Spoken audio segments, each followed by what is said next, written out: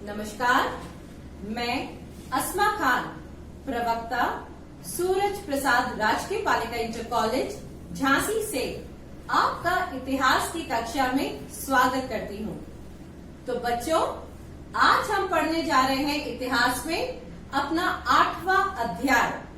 8वां अध्याय किसान, जमींदार, राज्य कृषि समाज और मुगल साम्राज्य। लगभग 16वीं व 17वीं सदी, इसका आज हम पढ़ेंगे भाग 1। तो बच्चों, जैसा कि हम जानते हैं कि भारत एक कृषि प्रधान देश है, जो कि परंपरागत तरीके से हमारे ऐतिहासिक दृष्टिकोण में बेहद महत्वपूर्ण रहा है। तो बच्चों, हम यहाँ बात कर रहे हैं 16वीं और 17वीं सदी की। इस समय लगभग 85% लोग गांव में रहते थे। कृषि से ही लोगों के बीच सहयोग, प्रतियोगिता और संघर्ष के रिश्ते बने थे और इन्हीं रिश्तों से समाज बनता है। तो जब हम बात कर रहे हैं 16वीं सदी की, तो ये वही समय है जिस समय भारत में मुगल साम्राज्य की स्थापना हुई और मुगल राज अपनी आमदनी का एक बहुत बड़ा हिस्सा कृषि उत्पादन से ही उगाता था। राज्य के नुमाइंदे, राजस्व वसूली करने वाले, हिसाब रखने वाले, ये सभी समाज पर नियंत्रण रखने की कोशिश करते थे। हालांकि बहुत सी नकदी फसल बाजार में बेचने के लिए उगाई जाती थी, जिसके परिणाम स्वरूप व्यापार, मुद्रा, बाजार, गांव से जुड़े ये सारे इलाके ग्रामीण इलाकों से धीरे धीरे शहर की तरफ जुड़ते चले गए। तो बच्चों, अब हम जान लें कि इस भाग का हमारा उद्देश्य क्या है।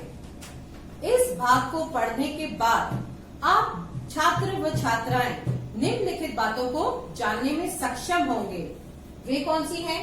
समकालीन किसान व कृषि उत्पादन के बारे में, किसान व उनकी जमीनों की जानकारी, सिंचाई और तकनीकों के साधन के विषय में, फसलों की विभिन्न उगाही के बारे में, कैसी कैसी फसलें रही, क्या क्या उगाया गया, ग्रामीण समुदायों व उनके सामाजिक जीवन के बारे में, कैसा जीवन था, जातिवाद, ग्रामीण माहौल और पंचायत व्यवस्था के बारे में, ये सारी जानकारियां हमें प्राप्त होगी इस अध्याय में पढ़ते समय। तो सबसे पहले बच्चों हम देखते हैं किसान व कृषि उत्पादन के बारे में। खेतीहर समाज की बुनियादी इकाई गांव है, जिसमें किसान रहते थे। अब किसानों के क्या कार्य थे? किसानों के कार्य क्या रहेंगे? जमीन की जुताई, बीज का बोना, फसल पकने तक पर कटाई करना। तो ये सारे कार्य जो थे किसानों के, ये साल भर, वर्ष भर करते रहे और जब उन्हें समय मिलता था तब वे साथ में कुछ अन्य कार्य करते थे, जैसा कि वस्तु उत्पादन जैसा कार्य, जैसा कि शक्कर, तेल इत्यादि, इन सब का उत्पादन में कार्य करना।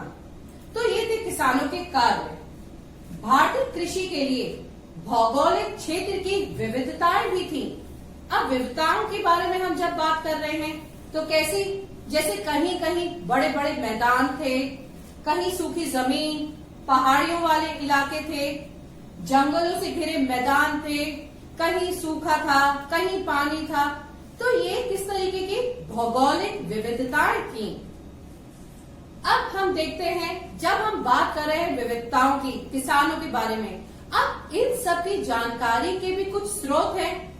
तो जब हम स्रोतों के बारे में बात कर रहे हैं, तो ये स्रोत हमें कहाँ से मिलते हैं? आईने अकबरी एक महत्वपूर्ण दस्तावेज के रूप में।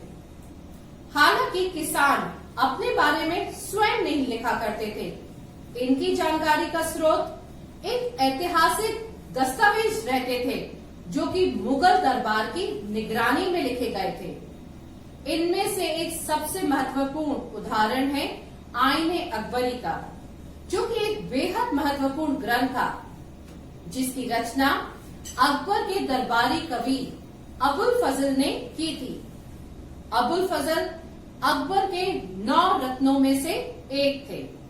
अब हमें देखते हैं कि आईने अकबरी से हमें क्या जानकारी मिलती है। खेती की नियमित रूप से जुताई करने के बारे में हमें पता चलता है। राज्य के अधिकारियों द्वारा राजस्व वसूली करने के बारे में, किस तरीके से राजस्व तय किया जाता था, कैसे वसूला जाता था। राज्य व ग्रामीण सत्ताधारी यानी कि जमींदारों के बीच जो संघर्ष होते थे, जैसे जैसे मतलब जो किसान रहे हैं, जमींदार रहे हैं, उनके संघर्ष पहले भी रहे और बाद में भी रहे, उन सब की जानकारी। उसके साथ साथ आगे हम देखेंगे कि ये जो जानकारी है ये बिल्कुल सीमित है। जैसे कि यदि हम अगर बात करें तो बंगाल राज्य की तरफ जब हम जाते हैं तो हमें इनकी जानकारी नहीं मिलती है।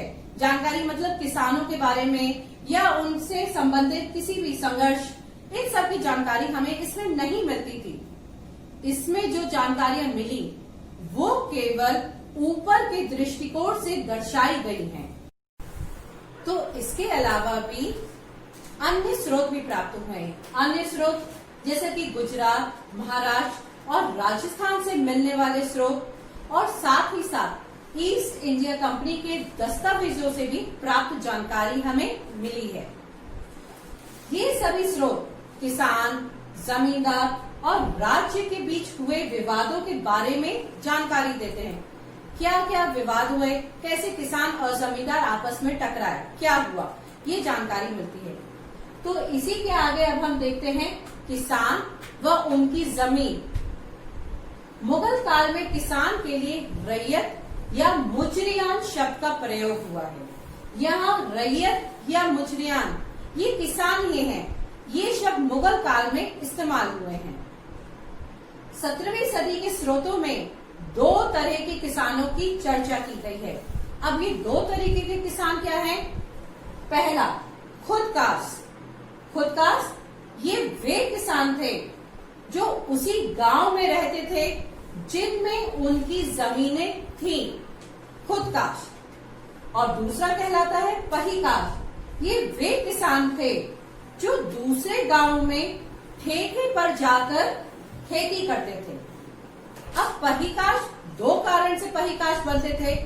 पहला तो अपनी मर्जी से, या तो उन्हें अच्छी मजदूरी मिले तो वे वहां जाते थे। जैसा कि एक उदाहरण हम देख लें, कोई व्यक्ति है गांव ए में रहता है, उस गांव में उसे 200 रुपए मजदूरी मिलती है और वहीं गांव बी में उसे 250 रुपए मजदूरी मिलती है, तो वह आदमी अपनी मर्जी से गांव बी में जाकर खेती करता है। और दूसरा क्या कारण होता था पहिकाश बनने का? या तो किसी जगह अकाल या भुखमरी अगर आ जाती थी तो जहाँ सही जगह होती थी, जहाँ ऐसा नहीं था, वो वहां जाकर खेती करता था। ये था पहिकाश। खेती व्यक्तिगत मिल्कियत के सिद्धांत पर लागू थी। यहाँ पर हमें मिल्कियत शब्द को जानना अति आवश्यक है। मिल्कियत का मतलब किसानों का भूमि पर स्वामित्व या मालिकाना हक, जो उनकी सामाजिक प्रतिष्ठा को दर्शाता था, ये कहलाता है मिल्कियत। तो ये आपने जान लिए किसान कितने प्रकार के थे। अब हम देखते हैं सिंचाई और तकनीक। सिंचाई और तकनीक के लिए क्या सबसे ज्यादा जमीन की तो बहुत अधिक मात्रा थी, काफी जमीन थी, अधिकतम मजदूरों की मौजूदगी भी थी, मजदूर भी बहुत थे, जिसका उदाहरण हमने अभी देख लिया है, जैसा कि पहिकाश। साथ ही साथ किसानों की गतिशीलता भी थी, वे बड़ी गति से कार्य करते थे। अब ये सारे कारक क्या हुए? इन कारणों की वजह से कृषि का लगातार विस्तार हुआ, कृषि और ज्यादा बढ़ी। अब देखिए 40 इंच से ज्यादा वाले बारिश के जो इलाके होते थे, क्षेत्र होते थे, वहां चावल, और उससे कम वाले क्षेत्रों में गेहूं, बाजरा, ज्वार आदि इन सब की खेती होती थी। ये था बारिश पर कैसे वो डिपेंडेंट थे। भारतीय मानसून कृषि की रीढ़ था। ये बहुत जरूरी है, पहले भी था और आज भी है। कुछ फसलों की अधिकतम सिंचाई के लिए कृत्रिम उपाय बनाए जाते थे। अब कृत्रिम उपाय ये कैसे? आर्टिफिशियल उपाय, जो किसान खेती करते थे उसे खेती करने के लिए सिंचाई या कुछ साधन की तकनीक अपनाते थे। वो किस में बताया गया है? ये बाबरनामा में बताया गया है। इसका वर्णन मिलता है। बाबरनामा जो कि बाबर की आत्मकथा है, इसमें सिंचाई के स्रोतों का वर्णन मिलता है। इसे हम एक चित्र के माध्यम से देख लेते हैं। ये चित्र है और इस चित्र में ये जो दिया गया है बीच का भाग, ये रहट कहलाता है। आज भी कई गांव में कहीं कहीं इसकी संरचना हमें देखने को मिलती है। ये कुओं से पानी निकालने की तकनीक दर्शाता है। ये था रहट। तो अब हम देखते हैं फसलों की भरमार। तो कृषि की लगातार उत्पादन से फसलों की भरमार हुई, बहुत फसलें हुई और मौसम के दो मुख्य चक्र के दौरान जो खेती की जाती थी वे मुख्यतः कैसी थी? एक खरीफ और दूसरी रबी। पूरे साल भर में ये दो फसलें अवश्य ही उगाई जाती थी। बारिश की अधिकता वाले क्षेत्रों में साल में कई जगह ऐसी थी जहां 3-3 बार भी खेती की जाती थी। अधिक बारिश थी तो खेती भी ज्यादा होती थी। इसी के साथ हम आईने अकबरी के अनुसार देखें तो आगरा प्रांत में 39 और दिल्ली प्रांत में 43 फसलों की पैदावार होती थी। तो ये फर्क था तो क्यों था कि कहीं पे कम कहीं पे ज्यादा? जैसा कि अभी मैंने बताया है कि बारिश के कारण था। बारिश कहीं कम थी, बारिश कहीं ज्यादा थी, उस हिसाब से पैदावार होती थी। अब बंगाल में चावल की 50 किस्में पैदा होती थी। 50 अलग अलग तरीके की वेराइटीज थी चावल की। अन्य स्रोतों में जिनसे कामिल यानी कि सर्वोत्तम फसलें, ये वे फसलें थी जिनसे राज्य को राजस्व प्राप्त होते थे, जैसे कि गन्ना और कपास। ये वो नकदी फसलें होती थी जो उसी समय खेत पे उगाई जाती थी और फिर फौरन बाजार में बेची जाती थी, जिससे राज्य को अच्छा राजस्व प्राप्त होता था। 17वीं सदी में दुनिया के अलग अलग क्षेत्रों से भारत में नई नई फसलें जैसे कि मक्का, टमाटर, आलू, मिर्च, अनानास, पपीता, ये सभी बाहर से भारत आए थे। तो सिंचाई की कृत्रिम तकनीकों के विकास के कारण, यानी कि उनकी आर्टिफिशियल विकास, जो तकनीकें इस्तेमाल की, उनके विकास के कारण, कृषकों के अच्छी स्थिति के कारण, नवीन फसलों को भारत में आने के कारण क्या हुआ? फसलों की भरमार लगातार बढ़ती चली गई। तो अब हम देखते हैं ग्रामीण समुदाय। मिल्कियत किसान की सामाजिक प्रतिष्ठा को दर्शाता था। अभी जैसे मैंने आपको बताया कि मिल्कियत क्या था? किसान का स्वामित्व, जमीन का स्वामित्व यानी कि मालिकाना हक, ये मिल्कियत कहलाता था। अब वह एक सामूहिक ग्रामीण समुदाय का हिस्सा था। जैसे कई थोड़े थोड़े किसान मिलकर उन्होंने क्या करा? समुदाय स्थापित कर लिया, समुदाय बना लिया। अब इस समुदाय के 3 भाग होते थे। वे कैसे? खेतीहर किसान, पंचायत, गांव का मुखिया। अब खेतीहर किसान था क्या? ये वे किसान होते थे जो खेती का काम करते थे, चाहे स्वयं की खुद की जमीन पर करें या दूसरों की जमीन पर करें। ये खेतीहर किसान थे।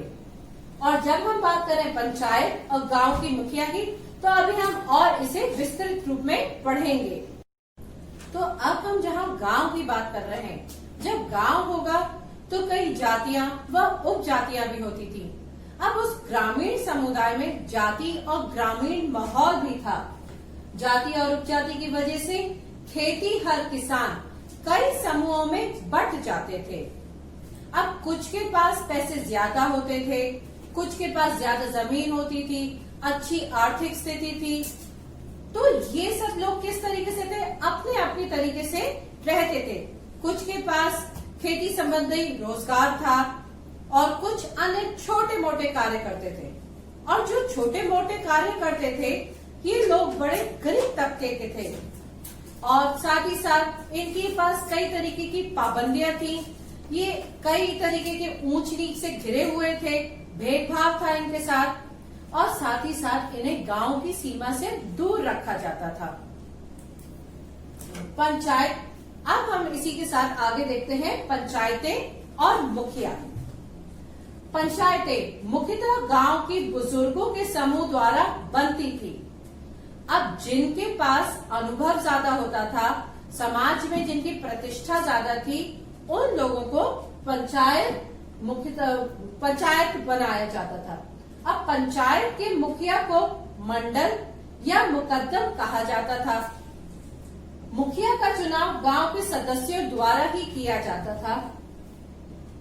इसका कार्य राजस्व की आय का हिसाब किताब रखना होता था। हिसाब किताब रखने के लिए पटवारी का सहयोग भी इसे प्राप्त था। यही सारा राजस्व का हिसाब किताब रखता था और इसकी सहायता के लिए पटवारी भी था। गांव के खजाने में से भी पंचायत का खर्चा चलता था। अब जो भी मामले रहे होंगे, जो भी कार्य रहता होगा गांव का, वो पंचायत के ही द्वारा किया जाता था। इस कोष का इस्तेमाल बाढ़ जैसी विपदाओं में भी किया जाता था। कहीं जैसे बाढ़ आ गई या कहीं सूखाग्रस्त हो गया तो इसका कार्य पंचायत ही अपने कोष से उनको सहायता प्रदान करती थी। कुछ सामुदायिक कार्य जैसे कि मिट्टी का बांध बनाना हो, नहर बनानी हो, ये सारे कार्य भी इसी के पंचायत के कोष से ही होते थे। पूर्वी भारत में सभी शादियां मंडल की मौजूदगी में होती थी। अब मंडल, जैसा कि मैंने आपको बताया था, मंडल क्या, मुखिया या मुकद्दम, इसकी मौजूदगी से ही सारी शादियां होती थी। ग्राम पंचायत के अलावा गांव में हर जाति की भी अपनी पंचायत होती थी।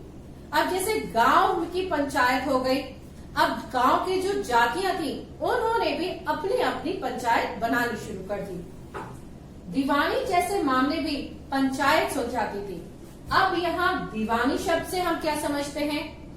दीवानी शब्द का अर्थ है जमीनी विवादों से जुड़े मामले जो अक्सर ही गांव में होते थे, उनका निपटारा कौन करता था? उनको पंचायत ही सुलझाती थी।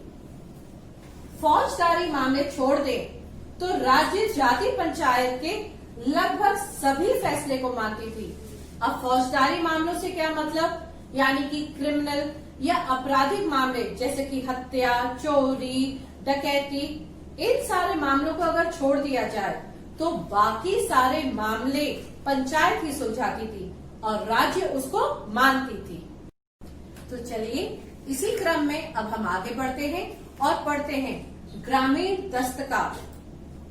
अलग अलग तरह के उत्पादन कार्य से जुड़े जैसे कुम्हार, लोहार, बढ़ई, नाई, सुनार इत्यादि लोगों को ग्रामीण दस्तकार के रूप में जाना जाता है। दस्तकारों की संख्या काफी अच्छी थी। कहीं कहीं तो कुल घरों के 25% घर दस्तकारों के होते थे।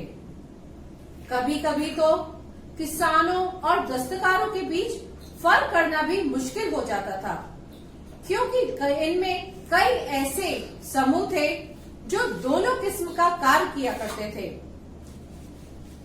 इनके कार्य रंगरेजी यानी कि कपड़े को रंगना, कपड़े की छपाई, मिट्टी के बर्तनों को पकाना और खेती के औजार बनाना, और समय मिलने पर जैसा कि खेती का कार्य भी किया करते थे। इस तरीके से उन दोनों के बीच का फर्क करना मुश्किल हो जाता था। ग्रामीण दस्तकार भी अपनी सेवाएं गांव के लोगों को दिया करते थे, जिसके बदले में गांव वाले अलग अलग तरीके से सेवाओं की अदायगी करते थे। भूमि और फसलों के रूप में दस्तकारों की अदायगी होती थी। अब जैसा कि अभी मैंने आपको बताया, जैसा कि दस्तकार ने किसान के लिए काम किया तो या तो वो उसकी अदायगी फसल के रूप में कर देता था या अपनी जमीन का कुछ भाग उसे दिया करता था। आमतौर पर ये अदायगी क्या होती थी, ये तो केवल पंचायत ही तय करती थी। दस्तकारों की अदायगी सेवाओं और वस्तुओं के रूप में होती थी। संबंधित शब्द जैसे मीरास और जजमानी व्यवस्था। अब हम यहाँ बात कर रहे हैं मीरास और जजमानी, ये व्यवस्थाएं भी हमें जानना पड़ेगी, ये क्या है। तो जब हम बात कर रहे हैं मीरास व्यवस्था की, तो महाराष्ट्र में ऐसी जमीनें दस्तकारों की बन रही थी जिस पर दस्तकारों का पुश्तैनी अधिकार हो गया था। उसे कहा जाता है मीरास या वतन। ये व्यवस्था कहीं कहीं कुछ बदले हुए रूप में पाई गई थी, जहां दस्तकार और किसान परस्पर बातचीत कर अदायगी की किसी एक व्यवस्था पर राजी हो जाते थे। तो ये था मीरास। अब हम देखते हैं जजमानी व्यवस्था क्या है।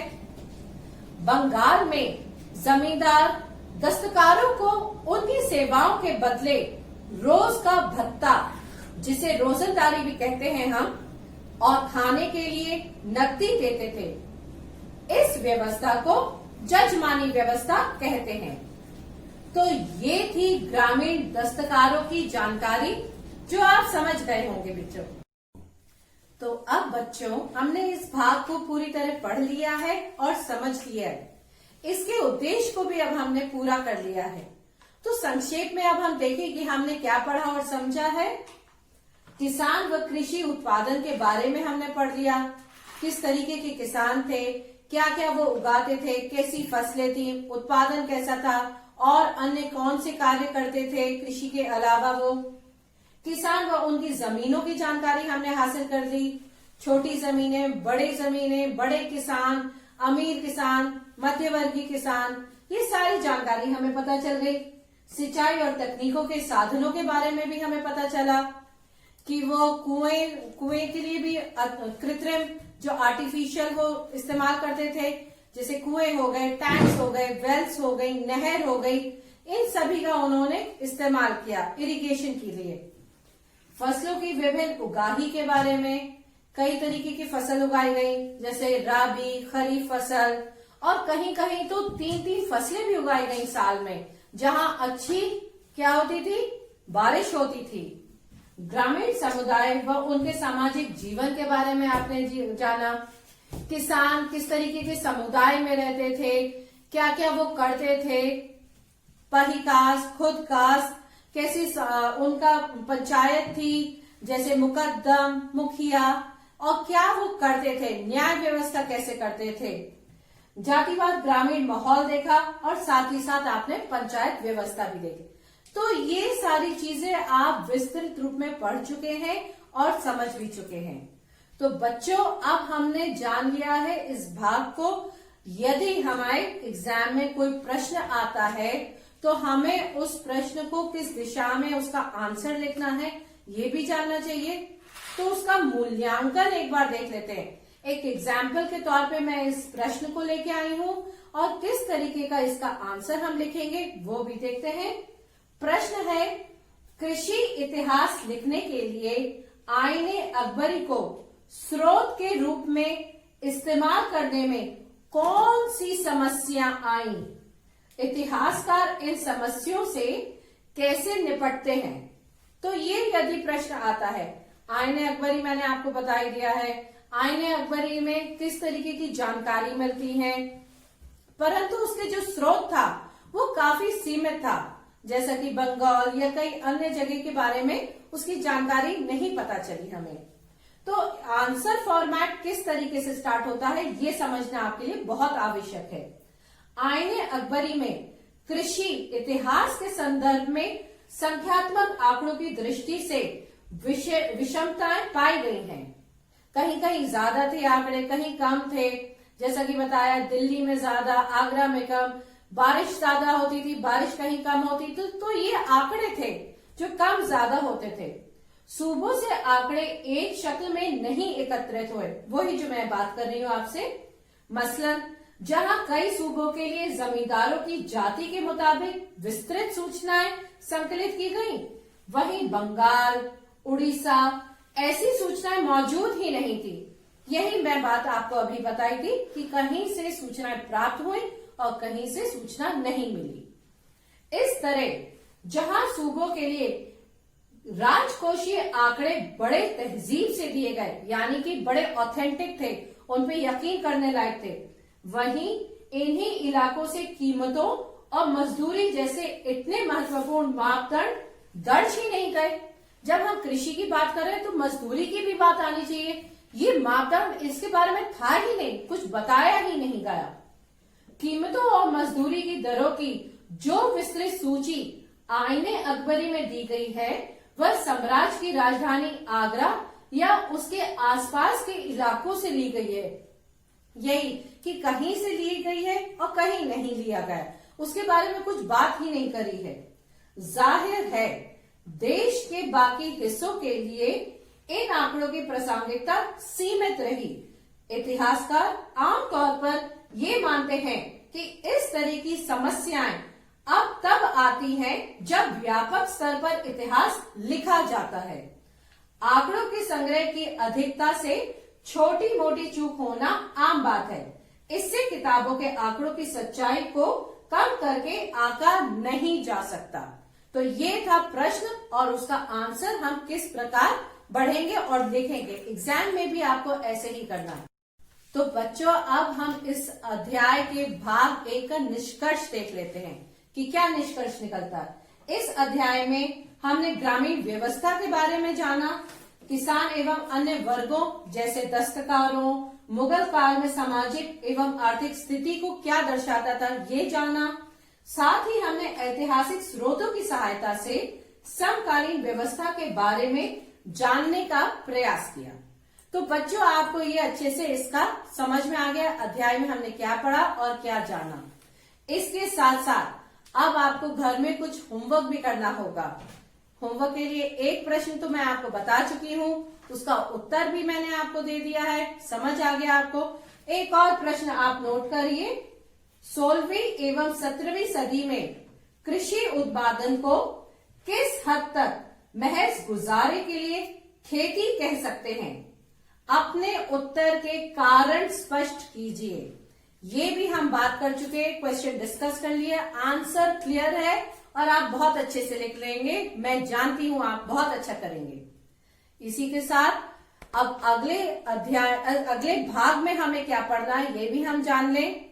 आगे आने वाले भाग में हम देखेंगे कृषि समाज, महिलाएं, उनकी भूमिकाएं, कैसी स्थिति थी उनकी, जंगल और कबीले, साथ ही बसे हुए गांव, उसके पृथक, जंगलों में घुसपैठ और किस तरह बस्तियों को बसाने के लिए जंगलों को काटा गया। जमींदार के बारे में जानेंगे, वो उनसे संबंधित भू राजस्व यानी कि लैंड रेवेन्यू सिस्टम कैसे था, और यही सब हम आने वाले अध्याय में पढ़ेंगे और समझेंगे।